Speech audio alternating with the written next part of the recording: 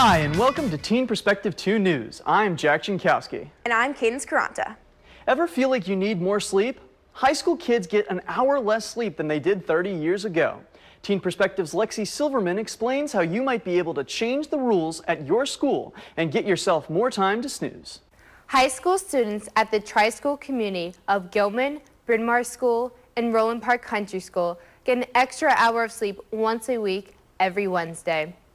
Studies have shown that starting school later will improve students' health, safety, and academic achievements. This 1 hour delay is life-changing for teens. I think it's great. Bryn Mawr senior Jessica Can raves about the extra Z's. It's incredible. I feel like I never get the required amount of sleep, and it actually affects my schoolwork. A report published by Brookings Institution predicts starting class later leads to an improvement in academic performance. And the Start School Later movement website claims improvement in alertness, memory, attention, and cognitive processing skills. It's definitely helped me academically. Of course, I'd appreciate it every day, but the school can only do so much. Starting school later reduces depression, anxiety, suicidal thoughts, and behaviors. It also cuts the risk of obesity, eating disorders, and diabetes. I am more awake and alert in class. I'm more on my game. I'm better at answering questions. Gilman senior Purnell Hill agrees. Yeah, the Wednesday schedules are definitely a big help. Purnell says before the late start, it was hard for him to stay awake in class, especially freshman and sophomore year. I definitely have a lot more time on the Wednesday schedules. I mean, like I said, on a usual day, I wake up at 5:30. On Wednesdays, I'm up by 7. In Edina, Minnesota, starting school later leads to higher SAT scores. Math scores rose 56 points. Verbal scores 156 points. My SAT score could have changed that much? Oh my gosh. Yeah, it's pretty significant. Roland Park alum Sophie Shippey pushed the tri-school community to begin starting school later. Yet, she feels that one late day is not nearly enough. I'm glad that there's a lot of research being done and a lot of schools thinking about this. I hope that in the near future, people are going to start to understand the severity and how much it really does affect teens to be sleep deprived. To learn more, go to startschoollater.net. For Teen Perspective 2 News, I'm Lexi Silverman. In today's Teen Health Report, we will discuss a new body cleanse diet, the outbreak of the flu, and a challenge that's putting teen health in danger. Teen Perspective's Connor Wallace will show you how these things can affect your health. We will start with how the flu is affecting our communities. The Center for Disease Control believes that the U.S. has reached an epidemic for the flu as the season reaches its peak. As cases for the flu rise, doctors are seeing more sick children than adults. Some states even have shut down schools to try to prevent the spreading of the flu. To avoid the flu, wash your hands with warm water and soap and practice good health habits. Teens are now trying the Whole30 diet for their 2018 New Year's resolution. The goal of the diet is to cleanse the body of toxins. For 30 days, the teens will try to eat whole foods and avoid sugars, grains, and dairies. A dangerous trend has been putting teens in severe health risks. This trend is called the Tide Pod Challenge. This challenge consists of people recording themselves consuming Tide detergent pods. These highly concentrated toxins, if ingested, can lead to many issues such as vomiting, diarrhea, breathing difficulties, and death. If you or anyone you know has participated in these unsafe trends, you should call 999 if signs of severe illness occur. For Teen Perspective News, I'm Connor Wallace. According to the study by the National Athletic Trainers Association, knee injuries account for 60% of high school sport-related surgeries. Jack Jankowski gives us a story of an ACL injury from the doctors and patients. Thanks, Cadence. That same survey estimates that the injuries to the anterior cruciate ligament, or ACL, costs Americans over $1 billion annually. Worse, teens are the most at risk of breaking the bank by tearing their knee. Jumping, sliding, cutting, and turning, athletes have always been at risk of injury. But it seems today's sports culture is putting competitors in even more danger. There's a lot more year-round specialization of single sports, so athletes doing the same movements over and over again, you're going to have more repetitive stress injuries. And then there's also the tournament culture of youth sports, where teams are playing, no matter what the sport, 4, 5, 6 games in 2 or 3 days. Josh Billings is a physical therapist and the regional director for MedStar Rehabilitation Network. He sees repetition as a major cause for injuries in high school sports. A doctor second and a father first, we met Josh at his son's basketball game. There's a lot of fatigue, and these injuries happen a lot more when you're fatigued. So toward the end of the game, end of the tournament is when we tend to see more of them. Of all the injuries Josh and his team treat, the knee, and more specifically the ACL, is a priority. We're looking at saving knees for more than just on the field while you get through your high school season. It's potentially a lifetime kind of injury. Once I heard my ACL was torn, I knew the lacrosse was over. Andrew Hurdle is a senior at McDonough School. He tore his ACL during the first game of his lacrosse season last year. He talked us through his mentality during his first game back. Was I a little nervous? Yes. Especially about my knee, yes. Andrew stresses to those currently on the road to recovery to remember that physical rehab is only a part of the puzzle. Having that physical aspect is obviously huge, but staying mentally strong throughout the whole process can be sometimes hard for a lot of people who have torn their ACL because, you know, you're either 7, 8, 9 months away of just not playing any sports. What I always thought, it was a minor setback for a major comeback. I think overall it's made me a better person because of it. Andrew will be back in black and orange for McDonough Lax this spring. For more information on ACL injuries and how to prevent them, go to uslacrosse.org/laxprep. For Teen Perspective 2 News, I'm Jack Jankowski. Fall City, Washington has opened a rehabilitation clinic called Restart that allows teens to conquer their addiction to electronics. The clinic's 32-acre Tranquil Mountains campus targets teens from ages 13 through 18 with a mission to have the teens find their passion and become more connected. For more information, go to netaddictionrecovery.com. Johns Hopkins is known for its list of notable alumni. They've produced Pulitzer Prize winners, presidents, Fortune 500 CEOs, and 36 Nobel laureates. Teen Perspective 2 News' Jen Little talks to a rising star student who is poised to make a splash on that list himself. Thanks, Jack.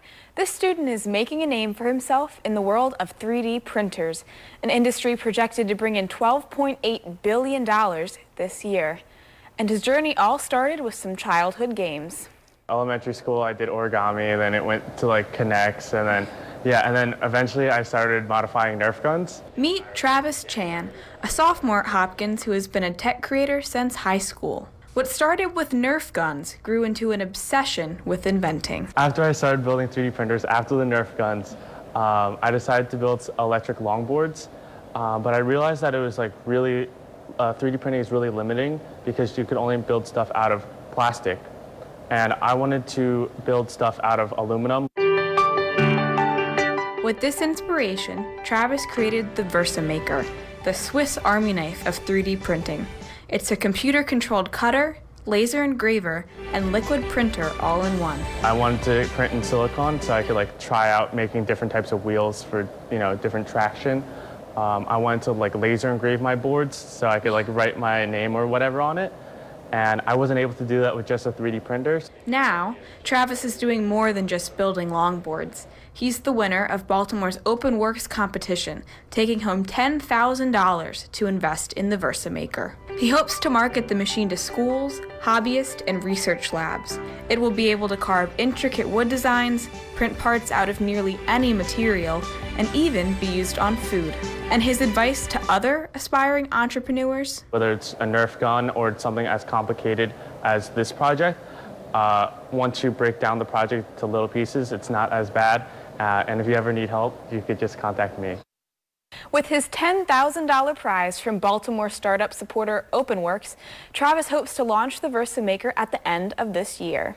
For Teen Perspective 2 News, I'm Jen Little. Peg the duck didn't start out life so easy. This 8-month-old Indian runner duck had a missing foot. Luckily, 3 8th grade students from northeastern Arkansas took action. They built Peg a prosthetic foot using a 3D printer, and after 30 tries, they found the right fit. Peg's owner, Patsy Smith, says she now walks and runs like a normal duck. In underdeveloped countries, children are forced to walk barefoot because they don't have enough resources for shoes. This is causing 1.3 billion children worldwide to contract soil-transmitted diseases in their feet, causing severe illnesses and even death. However, to stop this epidemic, the charity Because International has created a shoe that can increase 5 sizes from its original shoe. If you want to help donate, visit theshoesthatgrow.com to find out how you can help. Coming up on Teen Perspective 2 News, you may know someone who's rescued a dog or cat, but have you ever thought about rescuing a pig? They have 4 feet and they come when you call them. Well, sometimes. We'll show you a place where you can give a potbelly pig a forever home. And later, did you know you can be a reporter as a high school student? Graduates of our program started their careers early. Look out for returning Teen Media graduates who tell us how our program has shaped their futures. Later, experience an explosion of sound at the annual Towson University Honor Band concert. Listen to the best high schoolers in Maryland share their talent. Teen Perspective 2 News will be right back. Welcome back to Teen Perspective 2 News. I'm Jack Jankowski. And I'm Cadence Caranta. Sanctuary, a place of safety and peace. But this sanctuary is anything but tranquil. As Teen Perspective's Brita Miller explains, this freeland man is doing his part for a species that doesn't always get the recognition it deserves. Jeff Lambert always had a passion for animals, but after hearing about the lack of support for pot-bellied pigs, he took action and started his own sanctuary. Even on this snowy day, he and his devoted volunteers are out making sure all of his 4-footed pals are happy. Here at Whispering Rise Farm Animal Sanctuary, all you can hear are the squeals of more than 60 pigs who are given a second chance. Many pigs are given up or abandoned because they get bigger than promised by breeders. There is no established breed line of tiny pig. Breeders will try to convince you that their pig is going to stay 40 pounds. That's a very unnatural, unhealthy state. Trying to breed a pig that will stay small forever can lead to neurological and physical disorders, including corkscrew hooves. Corkscrew hooves, where the legs are kind of deformed and pointed outward, and then the hooves will grow over top of each other. Not all pigs arrive with physical defects, but some can have a bit of an attitude problem. Some pigs that we've had who came to us very aggressive are now just, are sweethearts.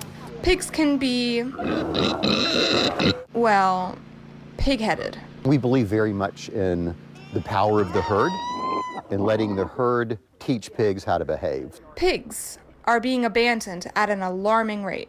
I get 6, 7, 8 requests a week to take pigs. The pet pig trade is that bad, and I can only take a minuscule number of those. Hi, little pig! Unfortunately, most pigs are not able to make it to this hog heaven. This is the only pig sanctuary for miles. I'm a vet tech, so all I see are dogs and cats and pocket pets. So pigs are, I've always liked pigs, but have never really encountered them until I started here. It is clear that these pigs have become part of the community here in Freeland. Many local grocery stores and other animal shelters donate to this organization. If you are interested in donating, volunteering, or adopting your own pig, visit WRFAS.org. From Teen Perspective 2 News, I'm Brita Miller. A minor league baseball team, the Hartford Yard Goats, gives a new definition to the term farm team. During the off-season, the Connecticut team participates in a fun activity, goat yoga. Goat yoga is a fun twist on yoga that allows people to interact with many small goats. Each yoga class is held at the team stadium and is open to everyone ages 8 and up. A supposed lost species has been rediscovered after 130 years. It is called a bee-mimicking moth. Even though the moth can mimic a bee, they can't do the same functions as traditional bees. So the next time that you see a bee, look closer before you run. Later on Teen Perspective 2 News, get to know some of our new faces in our program. We work hard to bring you interesting stories each month. Next, imagine having only 6 hours to practice and perform an entire concert. That's exactly what over 600 students did. We'll be right back with this and more after the break. Welcome back to this edition of Teen Perspective 2 News. I'm Cadence Caranta. And I'm Jack Jankowski. For the past 35 years, students from all over Maryland have come together to participate in the high school honor band. As Teen Perspective News' Kyla Jackson tells us, it's a one-day event that benefits both the musicians and the university. The students met in December. They had just 6 hours to rehearse. Then the group performed a fantastic night of music for their family and friends. 1, 2, ready, and. This year, 600 kids from 74 schools across the state were a part of the Honor Band. They came here on this snowy day, and they get 6 hours of rehearsal, a lunch here, and they get to hear some student groups, and then a full concert tonight. Towson University Band Director Christopher Ciccone leads the production. He has continued the tradition of the Honor Band started by his predecessor. What I do is at the very beginning of the semester, I send out an email correspondence to as many band directors that I can reach in the state, and what they do is they nominate their students that they think would be that would have a good time and that would be a good fit and that they think would really benefit from coming and making a whole day of music. Saxophonist Emma Flanagan goes to Winters Mill High School. She says students learn from professionals like Brian Balmages, an American composer. We just heard Brian Balmages give us an amazing lecture about playing musically, and it's much more than just notes and rhythms, and it's communication within an ensemble. Oboist Abigail Myers is from Severn. The senior says music plays an important part in her life. Music in general is really important to me, and making it with other people and sharing it with other people is really important to me.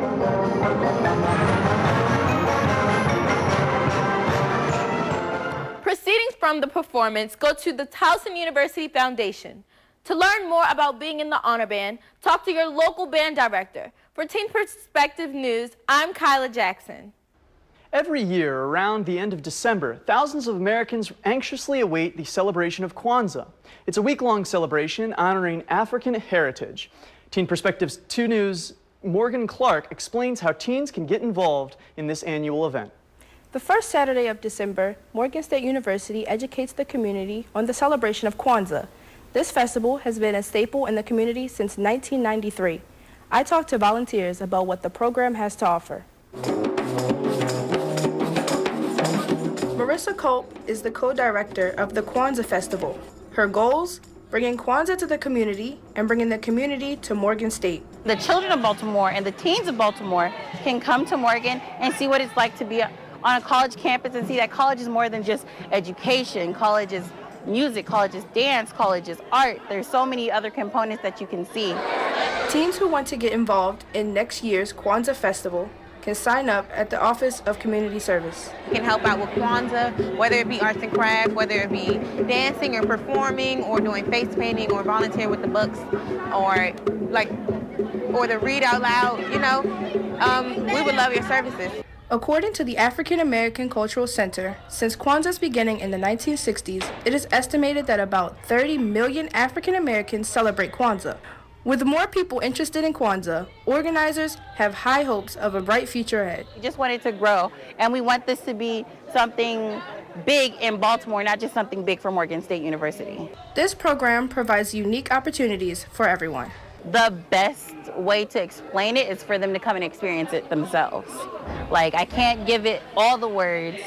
The experience is everything.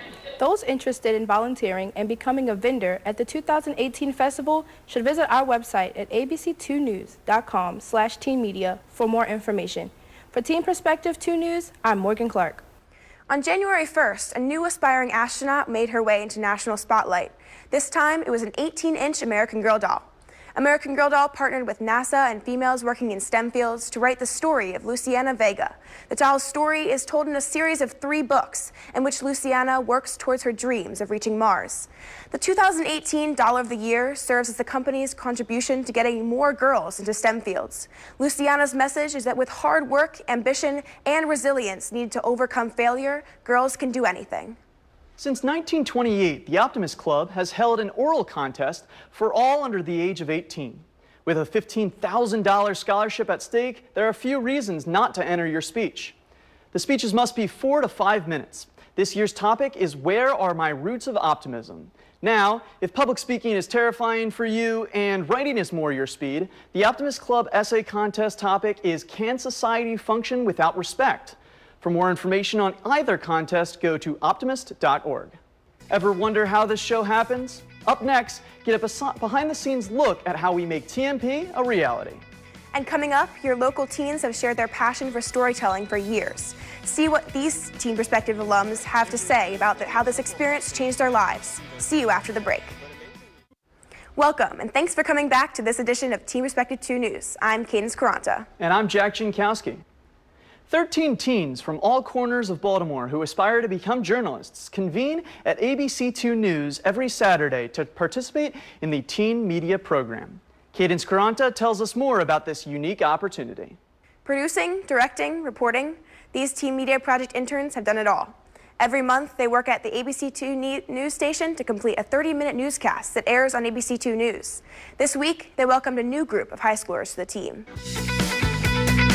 These high schoolers stare into glaring lights, read from teleprompters, race the clock to finish writing news stories, and appear on your local TV station every month. It all started with their passion for journalism. This is especially true for Natalie Bland, an alumni of TMP. I wanted to become an intern at the Teen Media Project because I've wanted to be in journalism since I was in 5th grade. So when I heard this opportunity to actually be in an actual newsroom and be put out on the field and actually do what I had such a passion for doing, it was no question that I had to be in this program, and I made sure that it happened. Although the new TMP season has only just begun, new and returning interns alike are already thinking about how they aspire to contribute to this year's team. All hope to tell stories that they care about. I had a friend over the summer, she got killed. Her boyfriend killed her in her house, and that was a news story that kind of struck me. But many also come with the jitters. Starting off, I'm a little nervous to just go out there with the cameraman and interview people. I'm not sure if it will be interesting or not, my story, and getting all the facts right and knowing my audience. The skills they learn will give them a head start into their futures. This program has given me so much experience that I was able to take into college, so I was already a step ahead of a lot of my peers. Coming here really teaches you how to use your words wisely, because each word is time and time is money. For Teen Perspective 2 News, I'm Jen Little. I'm Jack Jankowski. And I'm Jessica Carnavale. The Teen Media Project is truly a program about teens, for teens, and by teens. Look out for our show on the last Saturday of the month on ABC2 News. For Teen Perspective 2 News, I'm Cadence Caranta. Teen Media Project, or TMP, has been in production since 2001. As Teen Perspective 2 News' Janae Morris tells us, each year the graduates of the program come back to share their knowledge with current students. In the time that TMP has been in production, many alumni have used the program to their advantage, using what they've learned to work as reporters, producers, and in many other fields. I'm Evan Lambert. That is the Teen Media Show from 2004.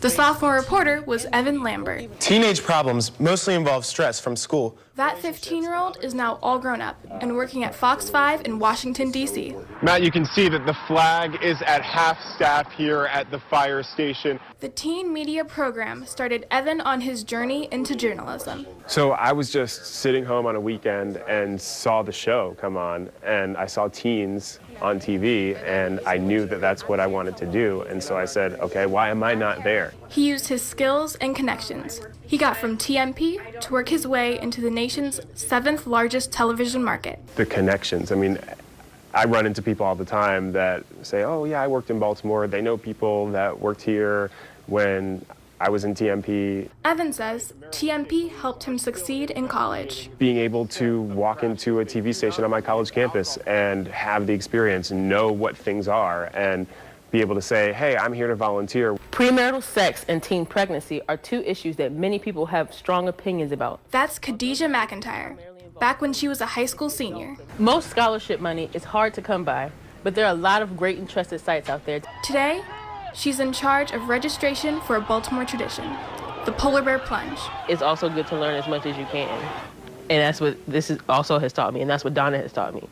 And that's what all the reporters that worked here when I was here taught me. And that's what all the grads that came back that were here before me taught me, was to just soak in as much information as you can. Khadijah has some advice for prospective TMP students thinking about applying to the program. If you're considering applying, just go ahead and apply. For Teen Perspective 2 News, the program is sure to open many doors. I'm Janae Morris. Are you looking for something exciting to do for Black History Month? Lexington Market is announcing the return of an author and artisan fair for the month of February. Teens will put on their performances at Lexington Market from noon to 1 p.m. on weekdays and on Saturdays from noon to 2 p.m. Well, that's it for this edition of Teen Perspective 2 News. Thanks for watching and goodbye.